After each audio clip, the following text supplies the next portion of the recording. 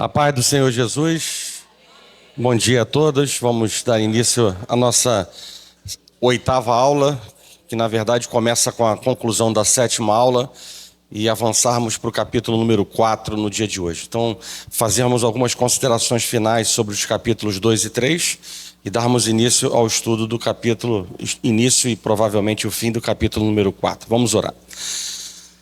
Senhor Deus e Pai, graças nós te damos por essa manhã, por esse dia, essa oportunidade de estar na sua casa, falando em teu nome, com esta igreja, Pai. Em nome de Jesus, cuida de nós. Trabalha, Deus, nesta manhã, fala aos nossos corações, coloca as tuas palavras em minha boca, prepara o coração dos teus filhos, mais uma vez, para que sejam receptivos, haja o entendimento, a profundidade da tua mensagem, da tua verdade, do teu querer.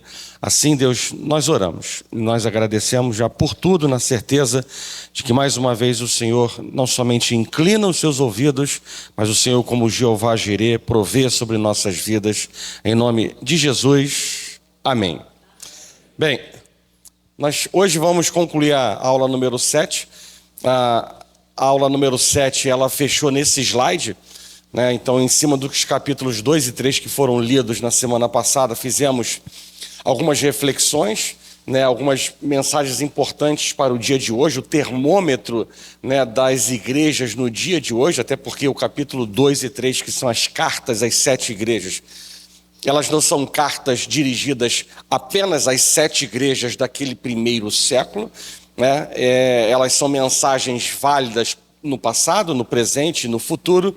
Então, de lá extraímos, né, algumas reflexões e algumas mensagens importantes para que os nossos olhos estejam, né, bem atentos, né, àquilo que está acontecendo e aquilo que Deus requer da nossa parte. E o último slide que falamos foi sobre a questão do arrependimento, né, que arrependimento não é emoção e é uma decisão, né, e há uma diferença entre arrependimento e remorso, né, uma coisa que ela é limitada, uma coisa superficial, e algo que é genuíno, que é verdadeiro, que é profundo, que nos liberta, né, do passado, do pecado e nos leva a uma direção totalmente oposta. Isto sim é o arrependimento, ou no tempo da modernidade temos que falar o verdadeiro arrependimento, né, para poder a pessoa entender o que é o arrependimento, que por si só já seria suficiente para estarmos divulgando o conceito. E lembrar,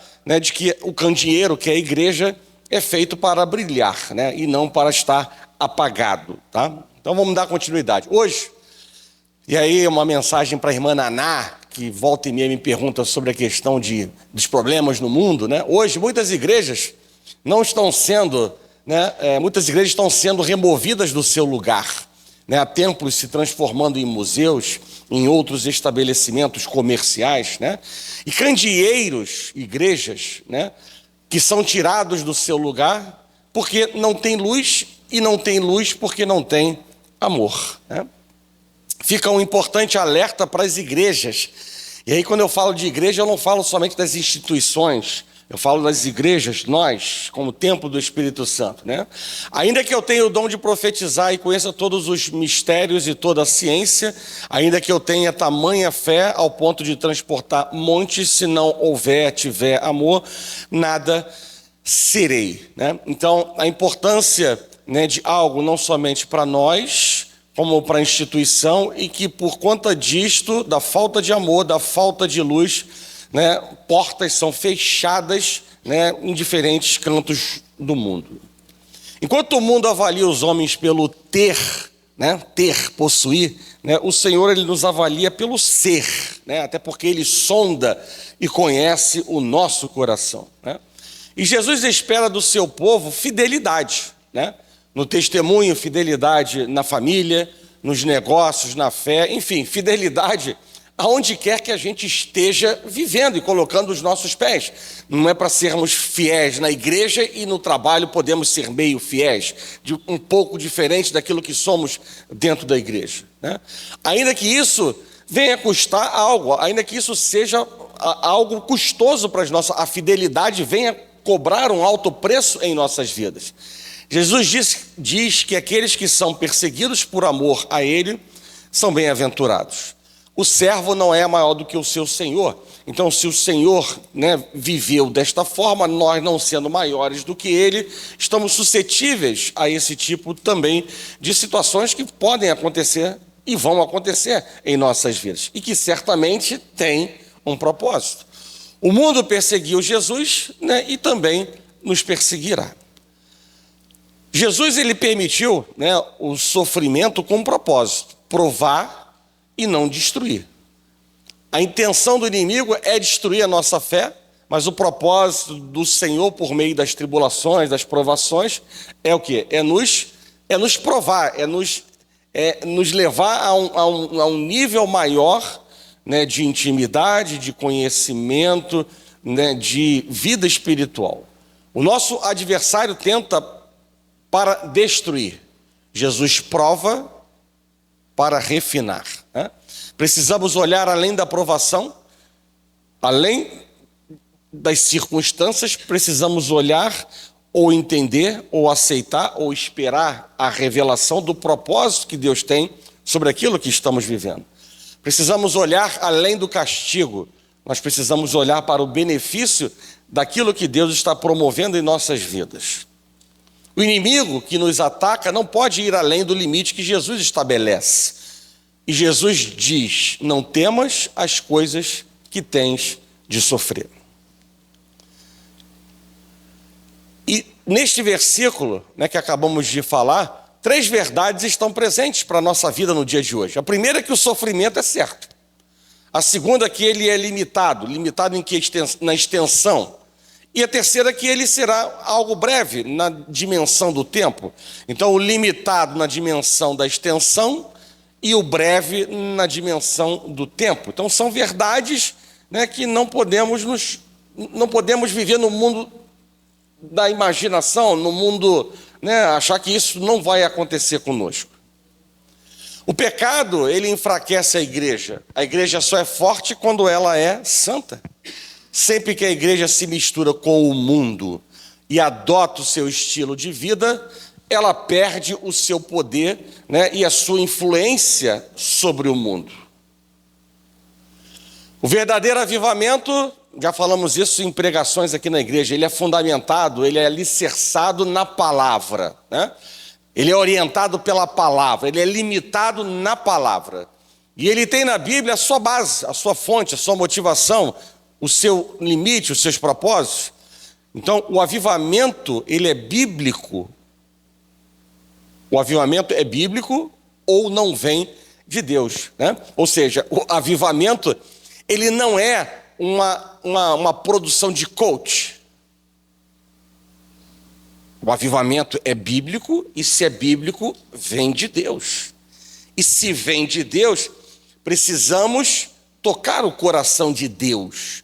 E para tocar o coração de Deus, precisamos fazer coisas que estão na palavra de Deus. Por isso que a palavra é a base para o avivamento. As vestes sujas falam de pecado, de impureza, de mundanismo. Os crentes não estão sendo mortos pela espada do mundo. Os crentes estão sendo mortos na associação, na amizade com o mundo. Obras sem integridade falam de caráter distorcido, de motivações erradas, de ausência de santidade. Então veja que essas informações eu não estou jogando assim ao vento. Eu estou fazendo reflexões dos capítulos 2 e 3 para as nossas vidas. Uma coisa é possuir o Espírito, outra coisa é ser possuído pelo Espírito. Uma coisa é ser habitado pelo Espírito, outra coisa é ser cheio do Espírito. Uma coisa é ter o Espírito residente, outra coisa é ter o Espírito presidente. Então, somos feitos de escolhas, decisões. O que queremos ser? Bem, e assim encerramos a aula número 7, entramos na aula número 8, e apenas uma rápida revisão, só para poder manter isto presente na mente de vocês, Porque senão a gente acaba não somente se esquecendo, mas até mesmo não tendo entendimento de determinadas coisas que estão acontecendo no desenrolar dos capítulos de Apocalipse. Então, nós propagamos aqui, estamos propagando a visão amilenista, né? A era da igreja, ela caminha junto com o milênio, né? Então, diferentemente das outras três visões, né? O milênio, ele já está acontecendo, e diferentemente também das outras três visões, ele acontece, né, no reino espiritual, no céu. A grande tribulação acontecerá, sim, não divergente das outras visões, porém, a igreja passará pela grande tribulação, né? Assim como uma outra visão declara. A segunda vinda de Cristo é única, não é bipartida, não é em dois momentos, não é uma secreta e outra visível, é única e visível, encerrando a história. A ressurreição dos mortos também acontece de maneira única, né? O arrebatamento da igreja é simultâneo à vinda de Cristo e à ressurreição, não é um evento separado. O milênio é simbólico, ele é presente agora no céu, Cristo reina com os salvos, e o milênio, ele representa o período compreendido entre o primeiro advento de Cristo, a primeira vinda de Cristo, e a segunda vinda de Cristo, e o juízo final ocorre na volta de Cristo, seguido do estado eterno, né? Então, apenas para refrescar a memória de vocês. Apocalipse número 4. Bem, aí vamos ver o que a palavra de Deus diz, né? Apenas a leitura do que está escrito na palavra. Vamos lá. A visão do trono de Deus. Esse é o subtítulo que está no capítulo 4 do livro de Apocalipse, né? E apenas sobre isso que esses versículos tratam. Então, versículo número 1. Depois destas coisas, olhei, né? Olhei. Quem olhou? João. E eis não somente uma porta aberta no céu, como também a primeira voz que ouvi. Lá no primeiro capítulo, João ouviu uma voz na retaguarda dele, como de trombeta, idêntica, ao falar comigo, dizendo: sobe para aqui, e te mostrarei o que deve acontecer depois destas coisas. Imediatamente eu me achei em espírito, e eis armado no céu um trono, e no trono alguém sentado.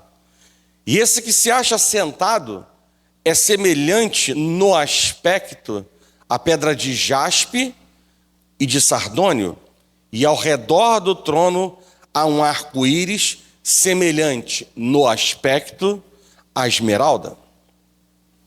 Verso 4. Ao redor do trono há também 24 tronos, e assentados neles 24 anciãos vestidos de branco, em cujas cabeças estão coroas de ouro.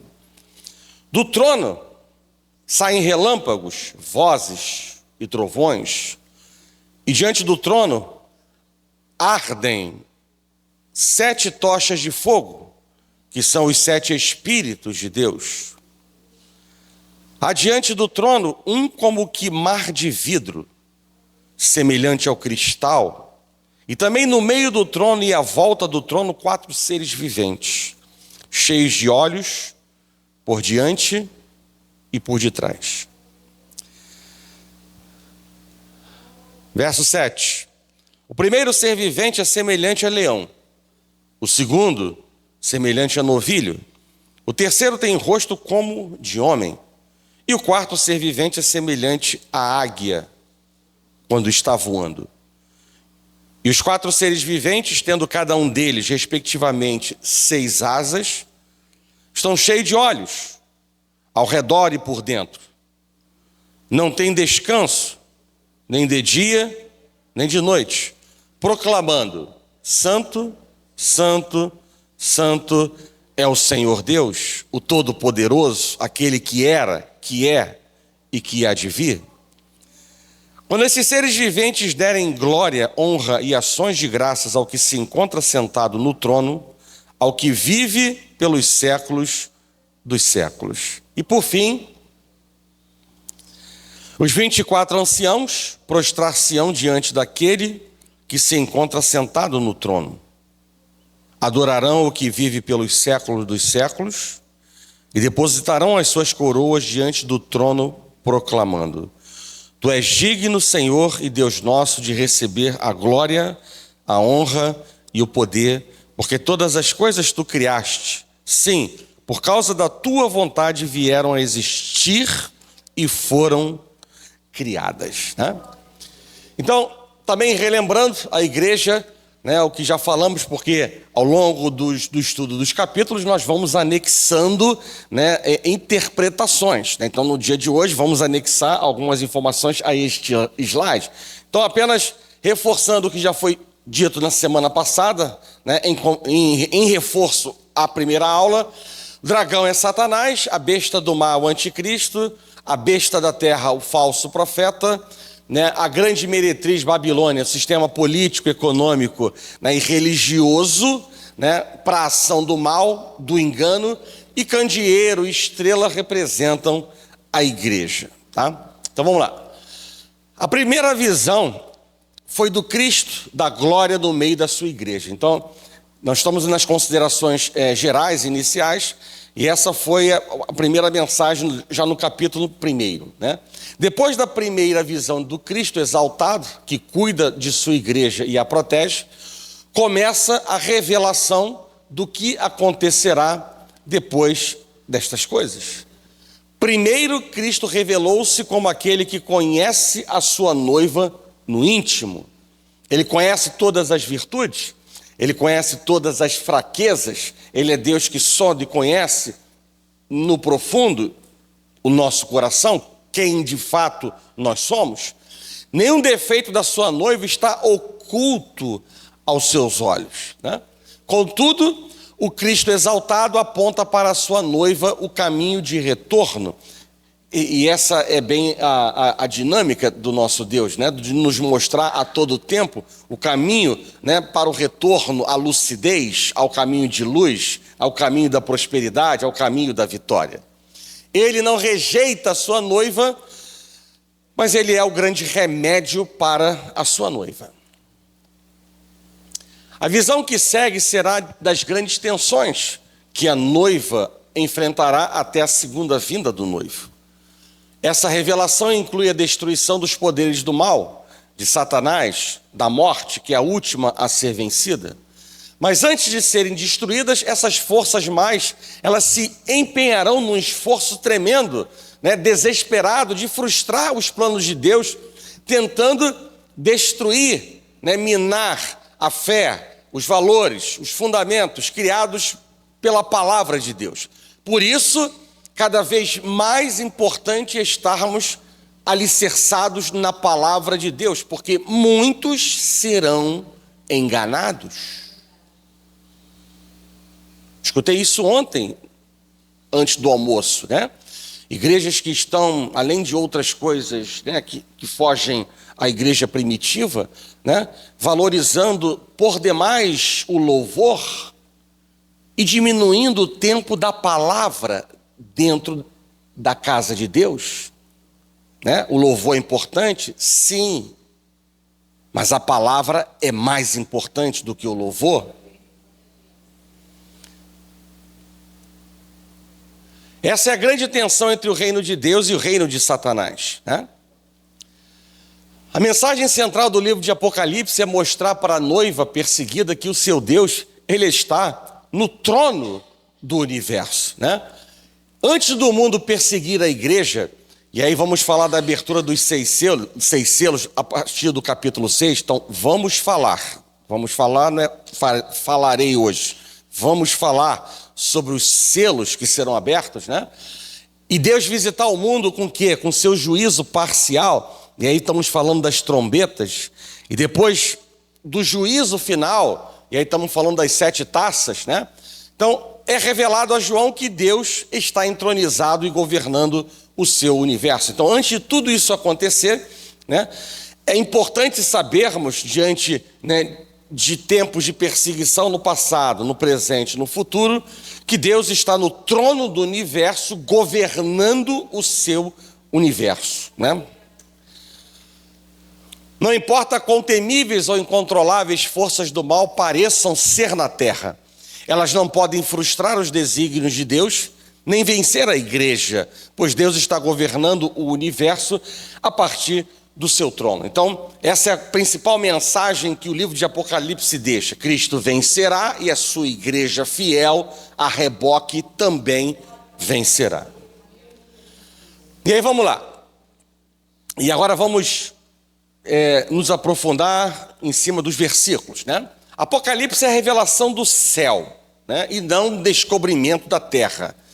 E vou tratar nesses primeiros slides apenas dos versos 1 e 2. Então, foi dito, está entre parênteses, está entre aspas, né, uma porta aberta no céu. É dessa maneira que começa lá o versículo 1 do capítulo 4. Né? O conhecimento do futuro não é alcançado mediante artes mágicas ou leitura dos astros, nem mesmo por profecias humanas, né? Nós não podemos conhecer nada do futuro, a não ser que Deus, Ele venha revelar para nós. O futuro está coberto por um véu, até que Deus Ele abra, por definitivo, a porta do céu para entrarmos. O céu aberto não libera apenas acontecimentos, mas também entendimento, pois João contempla o trono antes de contemplar os dramas da história, né? Então vem a abertura, né, desta porta, vem trazer revelação, vem trazer entendimento. No começo de Apocalipse aparecem as 3 portas mais importantes da vida, né? Já lemos o capítulo número 3, e aí vocês já se depararam com esse versículo, né? Conheço as suas obras, eis que tenho posto diante de ti uma porta aberta a qual ninguém pode fechar. Então, uma porta importante da nossa vida é a porta da oportunidade que Deus nos dá para mudar a nossa história de vida. E aquilo que Deus abre, o inimigo não fecha. A outra porta importante na vida é aquela que está estampada no versículo número 20, né? Quando diz, eis que estou à porta e bato, se alguém ouvir a minha voz e abrir, eu entrarei e eu cearei com ele. Essa é a porta do coração humano, né? E a outra porta importante é esta que exatamente estamos nos deparando no versículo 1, né? Que é a porta da revelação, né? Dada a Jesus, a João, por meio de Cristo. Lá no versículo 1 diz, uma voz como de trombeta, né? No primeiro capítulo, verso número 10, Jesus ele se revelou a João, da mesma forma. Foi até o que eu disse, né, lendo o versículo. Lá, bastou João se voltar para ver Jesus. Agora, ele precisa subir ao céu. Não muda apenas de posição, mas de lugar. Porque agora ele não se trata mais de vislumbrar o presente, mas sim de contemplar o futuro. E o futuro vem sobre nós a partir do trono de Deus. E aí essa voz dizia, sobe para aqui e te mostrarei o que deve acontecer depois destas coisas. O Deus que está no trono é quem determina efetivamente tudo o que acontece, né? Tudo o que acontece emana do trono do universo, onde está o Senhor. Não há acaso nem falta de controle. O futuro está nas mãos de Deus. Nós não precisamos temer. Tudo o que acontece sobre a terra resulta de algo que sucederá no céu. Então, do céu sai a ordem e na terra acontece. Já no versículo número 2 diz, imediatamente eu me achei em espírito. João não vê mais com olhos, apenas com os olhos físicos, nem escuta com os ouvidos, né, físicos. Ninguém jamais viu a Deus. Ele habita em luz que não se deteriora ou perde o seu vigor, né? Então, em carne e sangue, João, ele não suportaria contemplar o esplendor da glória de Deus. E é por isso que, mesmo diante dessa revelação, né, ele vai contemplar apenas uma visão. Ainda. Apenas uma visão. E o que João viu, né, no céu, nesse trono? Né? Ele viu um trono que é lugar de honra, de julgamento, de autoridade. O trono significa isso. Todos os tronos da terra estão sob a jurisdição desse trono no céu. Então, ou seja, tudo o que acontece emana do céu e ele é a autoridade maior. Apocalipse é o livro da soberania de Deus, da vitória de Deus. Aquele que criou todas as coisas está no controle de tudo e levará a história para uma consumação final, onde eu disse, já repeti e agora reforço que ele será vitorioso e a sua igreja também, né? A essência dessa revelação é mostrar que todas as coisas são governadas por aquele que está sentado no trono, né? Então vejam que eu estou falando a mesma coisa em diferentes textos para reforçar esta mensagem com a igreja. O trono é o verdadeiro centro do universo. Esse trono, né, ele não está na terra, ele está no céu.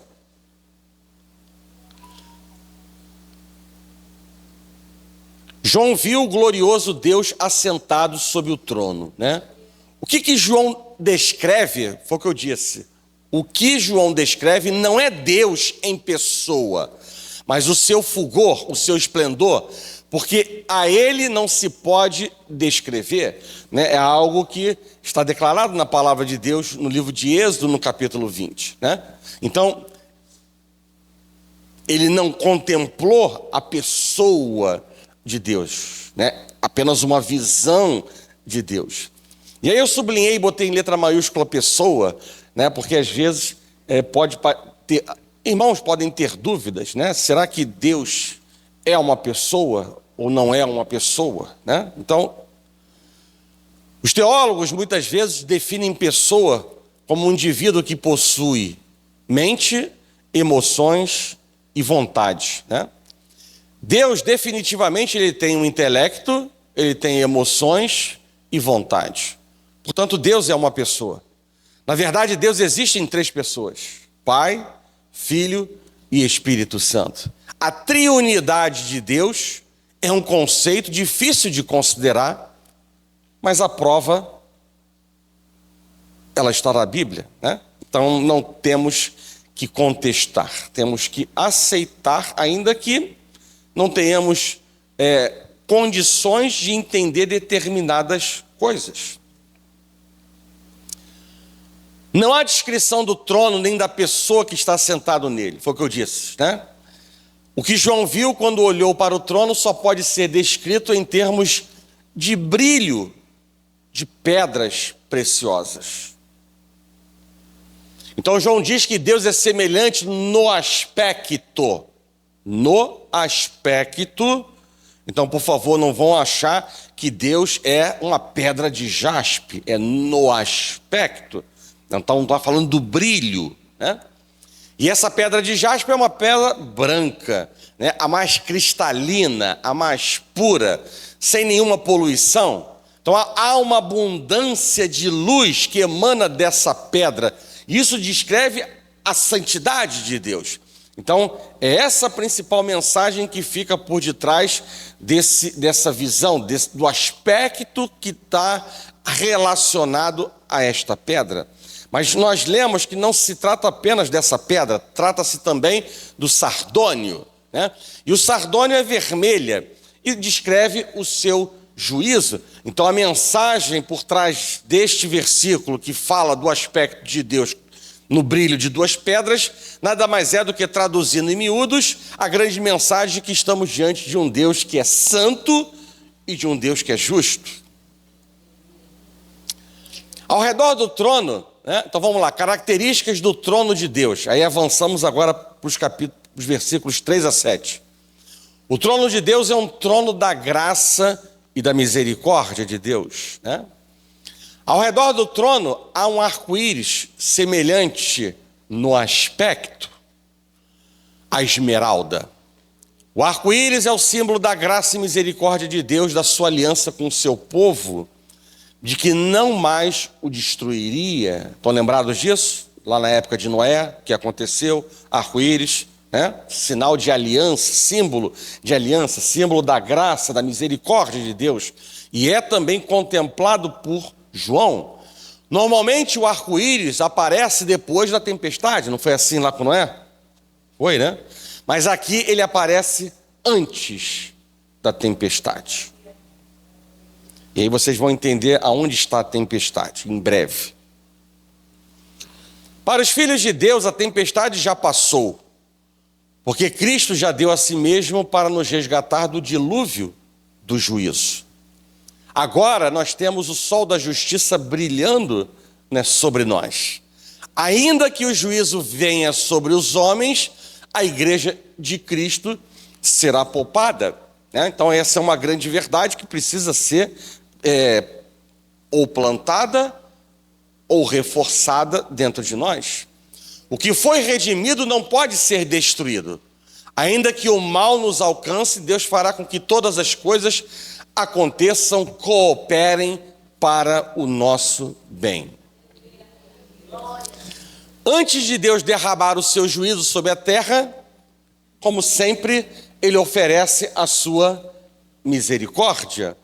Antes das taças do juízo, ele envia as trombetas de alerta, né? Selos, trombetas, taças, né?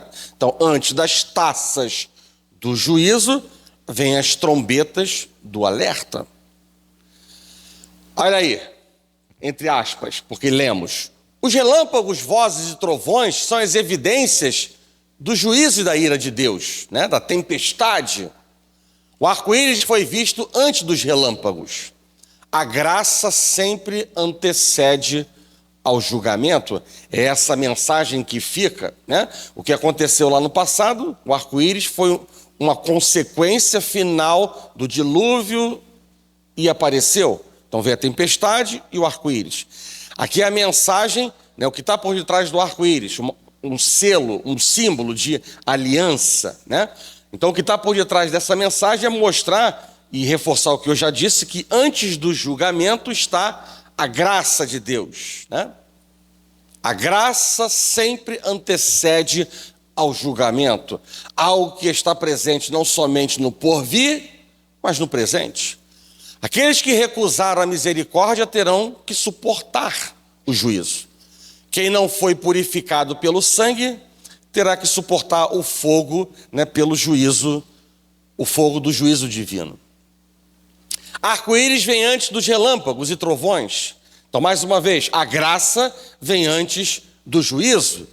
Na primeira vinda, Jesus veio em graça. Na segunda vinda, ele virá em juízo. Então, tudo isso, né, para que vocês entendam a principal mensagem do que já acontece. A graça precede o juízo e a mensagem final do que acontecerá. O trono de Deus é um trono também de juízo, né? É um trono de graça e misericórdia, mas é um trono de juízo. Não falamos daquelas duas pedras? Lá não falamos que Deus é santo e justo, um Deus, né, que imprime o seu juízo? O trono de Deus não é passivo. O cálice da ira de Deus está se enchendo. O juiz de toda a terra fará justiça, ninguém escapará. O Espírito de Deus aqui não se manifesta como pomba, mas como 7 tochas de fogo, né? E essas 7 tochas de fogo são símbolos, né, de combate, né? Se vocês forem olhar lá no capítulo 7 do livro de Juízes, vocês vão ver que um dos elementos que estavam com os soldados era exatamente esse, né? Aqui, tochas de fogo. E nem precisava eu escrever isto aqui, né? Tocha de fogo, né, dentro desse contexto, né, simboliza combate. O trono de Deus é um trono de santidade e transparência, graça, misericórdia, juízo, mas também um trono de santidade e transparência. Esse mar de vidro está em contraste. A palavra de Deus, nós lemos, fala do mar de vidro, né? Nós já lemos, capítulo 4. Esse mar de vidro está em contraste com o mar de sujeira e poluição decorrente do pecado, né? Em que fala o livro de Isaías, capítulo 57, verso número 20. Para estar diante do trono de Deus, é preciso ser purificado, estar limpo. Não existe sujeira diante do trono de Deus. Não há corrupção. Tudo é transparente, tudo é limpo, tudo é puro. Deus é santo. No céu não entra algo contaminado. Deus não se associa com o mal, ele abomina o mal. Embora ele ame a todos, ele não ama a tudo. Embora ele ame a todos, ele não ama tudo que todos fazem. Nem tudo que todos fazem.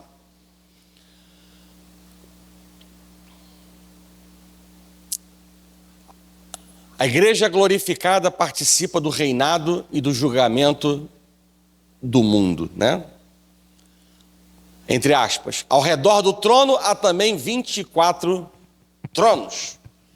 E esses 24 tronos não estão no centro, mas ao redor, né? A própria palavra diz, ao redor do trono, 24 tronos. Então eu só mudei para falar a mesma coisa. Deus está no alto e sublime trono. Ele reina sobre todos os outros tronos, que foi o que eu já disse num outro slide.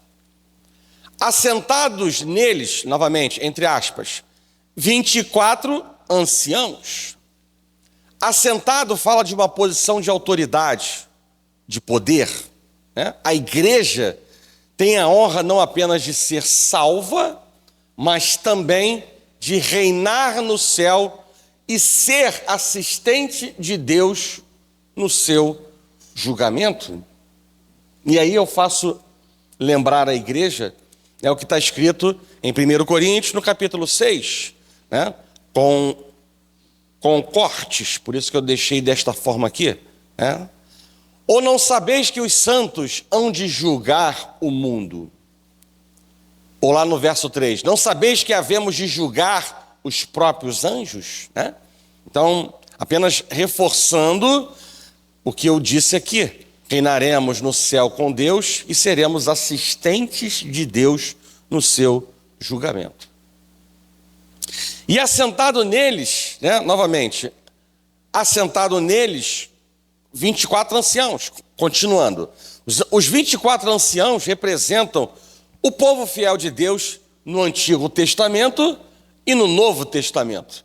A igreja dos patriarcas e a igreja dos apóstolos, ou seja, nós estamos falando da totalidade da igreja de Deus na história da humanidade, né? 12 tribos, 12 apóstolos, né? Então essa é a ideia de pegar o passado no Antigo, o Novo Testamento e a junção, dando a ideia de que todos no passado, mesmo sem Cristo, Deus tendo se feito carne, né? E no presente, todos que são fiéis a Deus estarão aí contemplados. Esses 24 anciãos são identificados de que maneira? Por suas roupas, então são roupas, vestes brancas, identificados pela sua incumbência, eles estão assentados, né, para quê? Para reinar e julgar, que já disse, e na sua posição, né, eles estão com coroas de vencedores. Então esses 24 anciãos estão identificados desta maneira. As coroas de ouro falam da posição de honra, autoridade e prestígio dos remidos no céu. Essas coroas de vitória são prometidas aos que permanecem fiéis, mesmo diante da morte, né? Ser fiel até a morte, dar-te-ei a coroa da vida, né? As vestiduras brancas falam da justificação. As vestiduras brancas são as vestimentas que se prometem aos fiéis. Não há redenção para os anjos, e sim para os homens. Portanto, os 24 anciãos não são anjos, mas homens remidos, né? Eu coloquei ali em amarelo, letra maiúscula, né? Destacando para vocês, né, algo que às vezes escutamos, mas não temos o entendimento. Ou escutamos, já tivemos o conhecimento do significado, mas não está internalizado dentro de nós. Então eu achei propício, como eu sempre faço nas aulas, né, onde eu posso fazer link de alguma coisa com outra, né, eu aproveito o tempo, a oportunidade para ampliar conhecimento. Então a justificação, né, é um ato de Deus pelo qual ele declara um pecador justo por causa da fé desse pecador em Cristo. A ideia raiz da justificação é a declaração de Deus, o justo juiz, de que o homem que crê em Cristo, por mais pecador que ele seja, ele é justo. Ou seja, ele é visto como sendo justo porque em Cristo ele entrou em um relacionamento justo com Deus. A justificação, portanto, né, tem a ver com a declaração de Deus sobre a vida do pecador e não com qualquer mudança dentro do pecador. Isto é, a justificação por si só não torna ninguém santo. Simplesmente o declara inocente diante de Deus e, portanto, tratado como santo. A verdadeira mudança em direção à santidade no pecador ocorre sim com o processo de santificação, que está relacionado com a justificação, né? Então começa com a justificação e a santificação, ela é desenvolvida por meio, né, de uma vida regrada espiritualmente, da leitura da palavra, de oração, de comunhão com Deus, né? Então, a justificação, assim como a salvação, não é por mérito. A justificação é um ato declaratório da parte de Deus. E redenção, nessa condição, nossa condição natural era caracterizada por culpa, né? Pois todos pecaram e carecem da glória de Deus. A redenção de Cristo nos libertou desta culpa, sendo justificados gratuitamente por sua graça mediante a redenção que há em Cristo Jesus. Os privilégios da redenção incluem vida eterna, perdão dos pecados, justiça, liberdade da maldição do pecado, adoção à família de Deus, libertação da escravidão do pecado, paz com Deus, habitação do Espírito Santo. Ser redimido, então, é ser perdoado, santo, justificado, abençoado, livre, adotado e reconciliado. Mas não para aí não. A palavra redimir, e aqui vocês vão entender talvez melhor. A palavra redimir significa comprar os direitos. O termo era usado especificamente em referência à compra da liberdade de um escravo. A aplicação desse termo à morte de Cristo na cruz é bem notável. Se somos redimidos, então a nossa condição anterior era de escravidão. Deus comprou nossa liberdade e não somos mais escravos do pecado, tá? Então isso é o que está por detrás da redenção. Então, vamos lá, dando continuidade. Agora nos versículos 6 e 8. Esse termo, né, a doxologia, já foi dito por mim em algumas aulas, né, atrás. Mas eu coloquei ali com um asterístico, né, para poder lembrar, porque inclusive em alguns subtítulos de capítulos do Novo Testamento, lá no finalzinho, normalmente vocês vão encontrar esta palavra, né?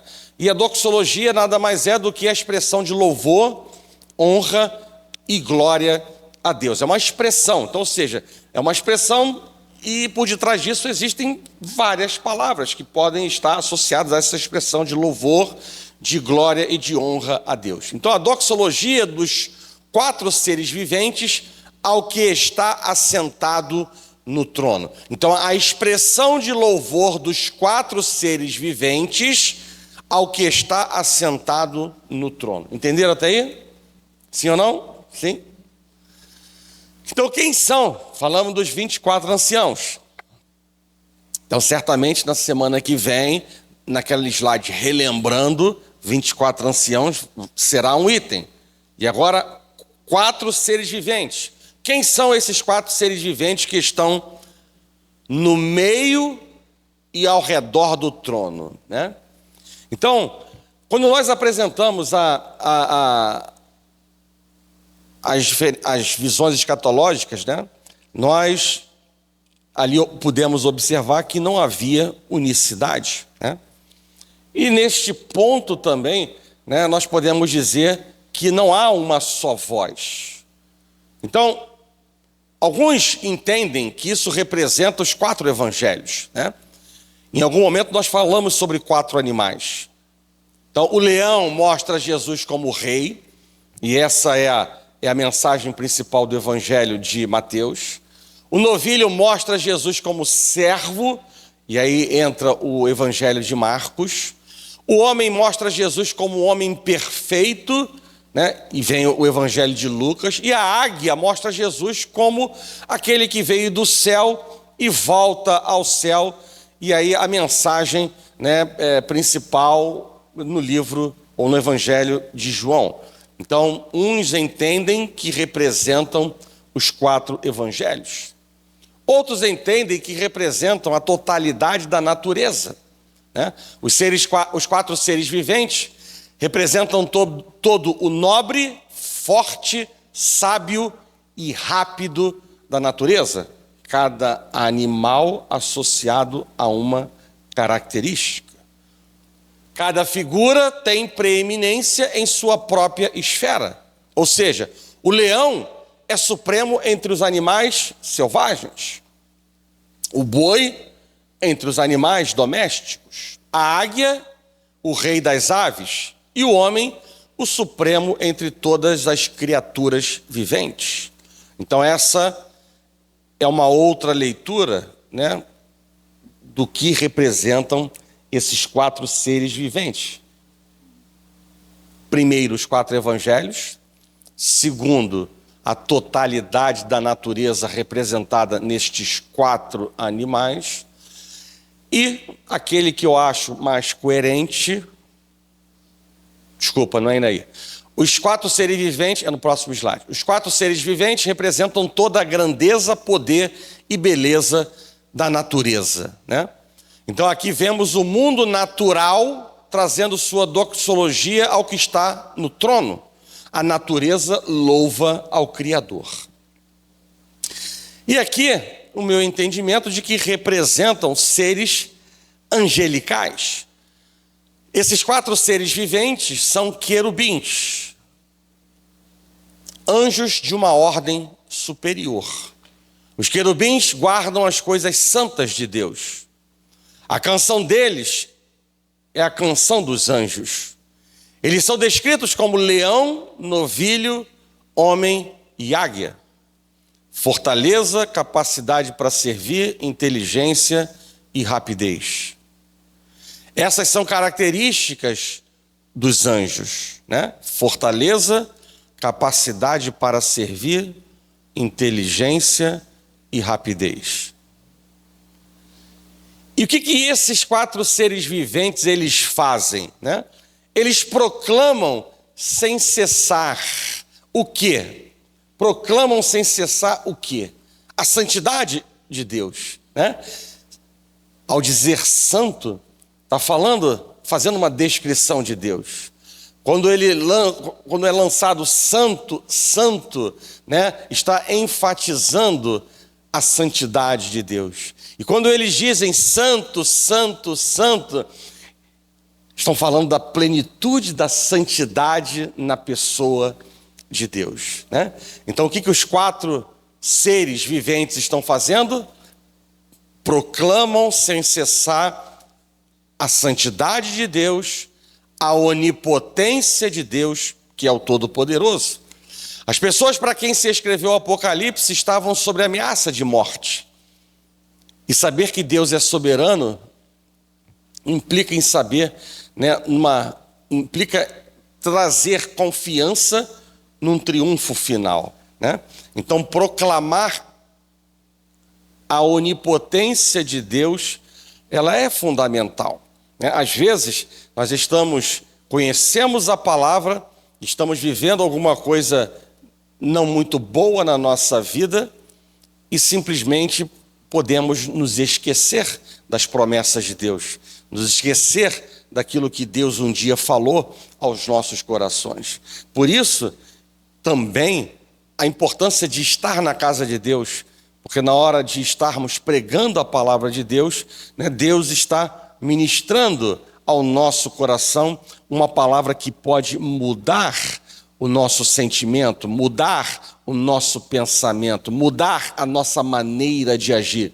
E aqui também tem este propósito, né, de deixar mais uma vez claro, né, a onipotência de Deus, a soberania de Deus, mesmo diante das adversidades. O livro de Apocalipse, como eu disse, ele não é um livro do futuro, ele não foi um livro do passado, ele foi do passado, do presente e do futuro. Se ele contempla esses 3 tempos, né, ele contemplou também o passado, onde a igreja vivia um tempo de perseguição.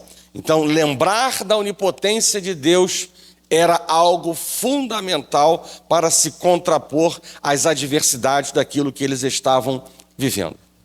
E proclamam o quê? Proclamam a santidade de Deus, proclamam a onipotência de Deus e proclamam a eternidade de Deus, aquele que era, que é e que há de vir.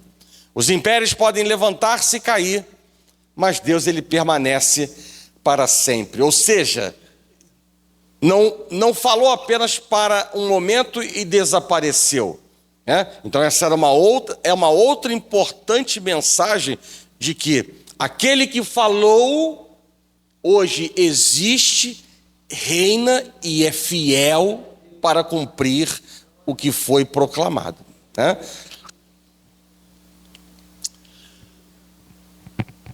Caminhando para o fim, né, a doxologia, a expressão de louvor, honra e adoração da igreja ao que está sentado no trono, né? Então, no anterior falamos dos 4 seres viventes e agora estamos falando da igreja. Então, qual é o objeto da adoração? Os remidos adorarão aquele que vive pelo século dos séculos, né? Também adoram o Espírito e igualmente adoram o Cordeiro, né? Então estamos falando agora da igreja, né? A expressão de louvor da igreja ao que está assentado no trono. Quais são os atos de adoração? A igreja se prostra diante daquele que está assentado no trono. A glória da igreja é glorificar ao que está assentado no trono. Depositarão suas coroas diante do trono. Lemos isso num dos versículos. Isso é sinal de total o quê? Submissão e rendição a Deus, né? Então, depositarão suas coroas diante do trono. E palavras de adoração. O que está assentado no trono é o Senhor e Deus. E assim a igreja proclama: Tu és digno, Senhor e Deus nosso, de receber a glória, a honra e o poder. Ele é digno de receber a glória. Eles não são dignos de glorificar. Por isso se prostram e depositam as suas coroas diante do trono. E por fim, o que está sentado no trono é o Criador de todas as coisas. O mesmo Deus que criou tudo, sustenta tudo, levará o mundo, a história e a igreja à consumação final. O mesmo Deus que criou tudo, sustenta tudo, levará o mundo, a história e a igreja à consumação final. Então esse é o capítulo 4, né? E na semana que vem, a princípio, nós estudaremos o capítulo número 5. Né? Como eu disse, eu não estou preocupado no tempo neste momento. O projeto Toda a Bíblia em um ano já foi deixado para trás, vencido. Então agora eu estou preocupado em profundidade do conhecimento do livro de Apocalipse. Então isto pode ser uma mensagem que não é subliminar, né? De que temos ainda... Apocalipse tem quantos capítulos? 22. Então, 22 menos 5, 17, com mais 1, 18. Então, nós temos ainda 18 capítulos, né? Então, isso pode ser uma mensagem de que ainda nos reuniremos 18 vezes para falar sobre o livro de Apocalipse. Pode ser menos, poderá ser mais também. Então, vamos levantar e orar. Certamente não acabará este mês.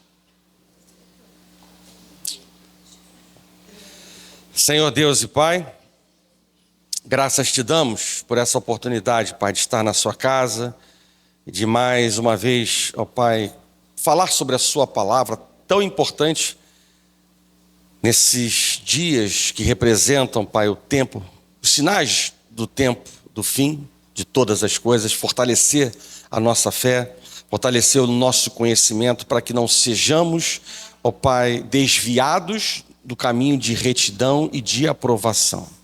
Assim, Deus, nós oramos. Continua cuidando de nós, da nossa mente, do nosso coração e da motivação para estarmos em casa estudando, vivendo uma vida de santificação e estarmos congregando, porque isto também contribui para o processo de santificação.